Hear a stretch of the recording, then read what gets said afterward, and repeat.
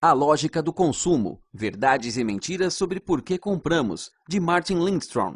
As estatísticas mentem. Os estudos de mercado mentem. O que as pessoas dizem e o que elas fazem são duas coisas muito diferentes. Para saber a verdade sobre o que nos leva a comprar, é necessário ir diretamente à fonte, ao cérebro do consumidor. Para saber aquilo que realmente atrai a nossa atenção e o nosso dinheiro, Martin Lindstrom realizou o maior estudo de neuromarketing alguma vez realizado, envolvendo exames de ressonância magnética, MRI e SST, medindo a atividade elétrica no cérebro, que ele afirma ser a solução para todos os dilemas da publicidade atual e a resposta para prever se as campanhas publicitárias serão bem-sucedidas no futuro. As emoções vencem. Presumimos que pensamos racionalmente quando compramos, mas não o fazemos. As emoções atrapalham as nossas decisões, consciente ou inconscientemente. Por exemplo, foi realizado um experimento na Universidade de Princeton, com o objetivo de examinar o cérebro de voluntários enquanto tinham de escolher entre a satisfação imediata e uma recompensa posterior. Os psicólogos pediram a um grupo de estudantes escolhido aleatoriamente que optasse entre 2 vales da Amazon. Se escolhessem o primeiro, um vale de $15, iriam recebê-lo de imediato. Se estivessem dispostos a esperar 2 semanas, teriam direito a um vale de $20. O exame ao cérebro revelou que ambas as opções ativavam a área do cérebro que gera as emoções, mas a possibilidade de receber de imediato o vale de $15 causava, na maior parte dos cérebros dos estudantes, estranhos estímulos nas áreas límbicas, responsáveis pela nossa vida emocional e também pela formação de memórias. É óbvio que a parte racional do cérebro sabia que o vale de $20 era um melhor negócio, mas as emoções levaram a melhor. A maior parte dos estudantes escolheu o vale de $15. A colocação de produtos funciona se for totalmente integrada no programa. Os anúncios de TV estão se tornando cada vez mais monótonos, sem inspiração e sem graça. Em 1965, o consumidor médio podia lembrar 34% dos anúncios da TV e para que serviam os produtos anunciados. Em 2007, essa percentagem foi reduzida a 2,21% dos anúncios e, por isso, as empresas estão se voltando para a integração de produtos dentro dos programas. O experimento, 3 marcas, Coca-Cola, Singular e Ford, todas fizeram parte do programa da TV American Idol. A Coca-Cola teve a maior exposição, 60% do tempo, por meio da colocação de produto sutil, como os contornos dos sofás parecidos com uma garrafa de Coca-Cola e também publicidade ostensiva. Os juízes tinham a Coca-Cola exposta em sua mesa e bebiam durante o programa. A Singular era mencionada cada vez que as pessoas ligavam para votar em seu concorrente favorito, e a Ford era a marca patrocinadora em anúncios durante o intervalo. A cada voluntário foi mostrada uma sequência de 20 logotipos de produtos que incluíam Coca-Cola, Singular e Ford, antes e depois de assistir a um episódio do American Idol, e a um episódio de outro show não relacionado para servir de controle. As suas atividades cerebrais foram medidas através de SST. Os resultados mostraram que depois de assistir ao American Idol, as marcas apresentadas foram lembradas posteriormente e serviram para inibir a memória das outras marcas. No caso da Ford, os participantes se lembraram menos da marca do que antes, provavelmente devido à sua apresentação somente durante o intervalo, associando a marca automaticamente a apenas um anúncio. A memória do consumidor acerca de um produto é a medida mais relevante e confiável da eficácia de um anúncio. A conclusão é que o produto precisa ser inserido no programa, como parte do enredo, para ser lembrado. Os neurônios espelho nos ajudam a associar a coisas sentimentos. Os neurônios espelho são o futuro da publicidade. Estes nervos em nossos cérebros são responsáveis pelas emoções que sentimos quando nos relacionamos com algo que estamos vendo ou pensando. Por exemplo, quando a heroína em um filme chora, nos sentimos chorosos. Ou quando nossa equipe marca um gol, compartilhamos sua euforia. Nossos neurônios espelho permitem que nossos sentimentos ou ações espelhem os de outra pessoa.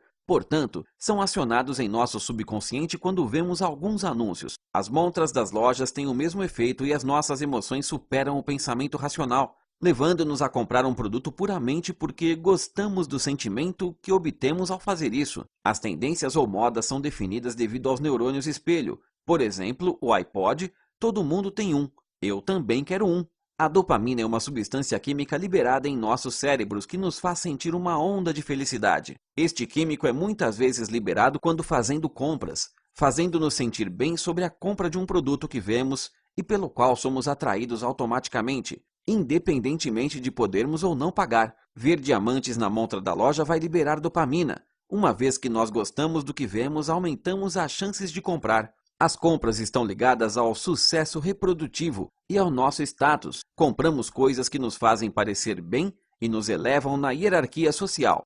As mensagens subliminares funcionam. Mensagens subliminares muitas vezes tiveram má publicidade e são consideradas lavagem cerebral da população ou contrárias ao interesse público.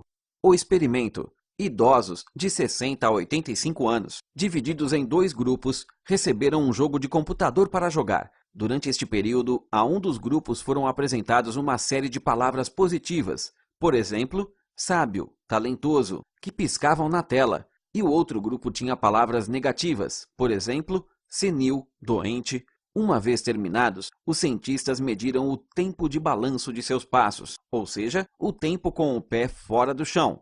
Os resultados: aqueles que estavam no grupo positivo melhoraram em 10%, sugerindo que o estímulo psicológico positivo pode melhorar o desempenho físico. Em um outro experimento, os participantes foram expostos a uma imagem de milissegundos de um rosto sorridente ou de um rosto infeliz antes de se servirem e pagarem por uma bebida. O resultado: aqueles que viram o rosto sorridente serviram-se de mais bebida e estavam dispostos a pagar quase o dobro pela bebida do que aqueles que viram o rosto infeliz. Esse fenômeno foi chamado de emoção inconsciente, onde nossos cérebros podem lembrar e recordar uma imagem ou marca antes mesmo de percebermos conscientemente o que é. Portanto, nosso cérebro decide comprar algo antes de nos conscientizarmos. Logotipos não funcionam mais.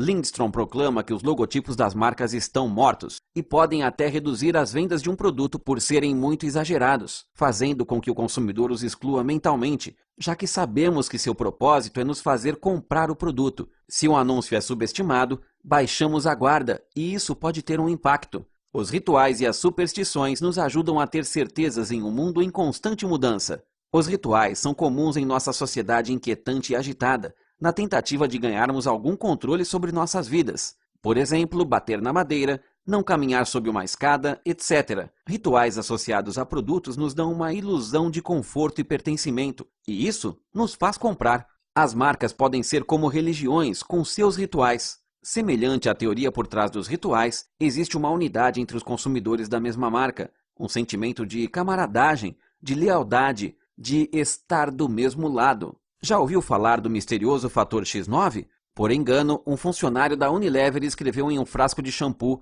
"Contém o fator X9", e milhões de rótulos não detectados foram impressos contendo esse novo ingrediente. Assim que o estoque com o erro acabou, o rótulo foi reimpresso sem este fator X9. O resultado foi milhares de reclamações, as vendas diminuíram, e apesar de nenhum dos clientes saber o que era o fator X9, alguns afirmaram que o shampoo não funcionava mais. Uso de múltiplos sentidos para tornar uma marca memorável. A visão e o cheiro estimulam nosso cérebro da mesma forma. Assim, a publicidade visual não é necessariamente melhor. Imagens visuais são mais eficazes se combinadas com sons e cheiros para uma experiência mais completa do produto. Os sentidos devem se complementar e os consumidores são mais propensos a lembrar os cheiros agradáveis. A isso se dá o nome de brand sensorial.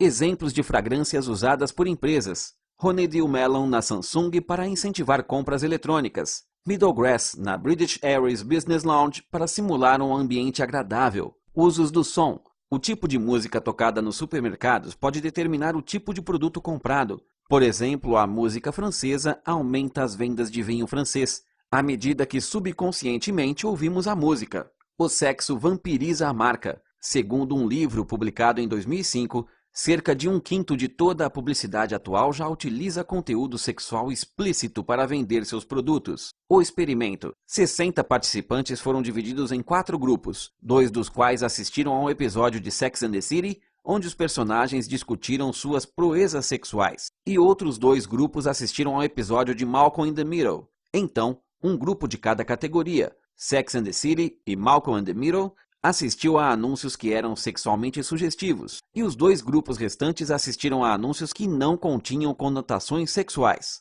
O objetivo era ver se o sexo ajuda os consumidores a lembrar de um produto. O resultado: Aqueles que assistiram aos anúncios sugestivos não recordavam melhor os produtos do que aqueles que não assistiram esse tipo de anúncios mais sugestivos. Além disso, aqueles que assistiram aos comerciais sexualmente explícitos lembraram menos do que viram. Evidentemente, a insinuação sexual roubou sua atenção do produto que o anúncio estava tentando vender. Conclusão: neuromarketing é o futuro. A maioria de nossas decisões de compra não é consciente. Apenas uma parte muito pequena do cérebro racional desempenha um papel na tomada de decisão. Somente 10% é consciente. Todos os produtos no futuro serão publicitados usando exames cerebrais antes de introduzi-los no mercado. Mas isso será inicialmente muito caro e demorado. Apesar do custo, algumas empresas já estão usando o neuromarketing. Por exemplo, Christian Dior, Microsoft, Unilever. Finalmente, ainda há muito a descobrir sobre a ciência por trás das nossas decisões de compra,